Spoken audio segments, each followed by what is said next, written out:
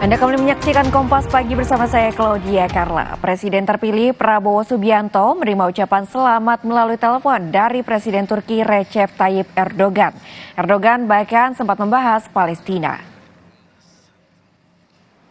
Prabowo Subianto here. That is waiting before us in areas such as military defense industry cooperation. The momentum we have been able to gain in our cooperation during your time as Minister of Defense. Erdogan menyatakan yakin hubungan kerjasama antar kedua negara bisa terus berkembang di masa kepemimpinan Prabowo nantinya. Prabowo menambahkan akan memperkuat dan memperluas kerjasama di antara mereka. Erdogan juga sempat menyebut soal konflik di Palestina. Prabowo Subianto here. That is waiting before us in areas such as military defense. Yapmamız meselelerin hali bakımından önemli katma değere sahip.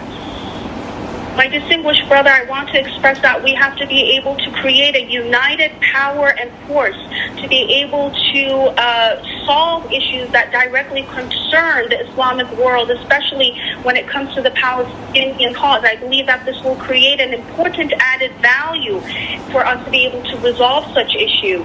That I would be greatly pleased to host you in Ankara right after you take on your tenure as president in October.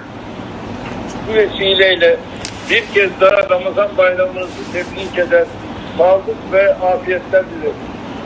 And on the occasion of this call, once again, I want to wish you an Eid Mubarak, and I want to wish you all the health and wellness. Thank you very much. Thank you very much, President Erdogan. Thank you very much.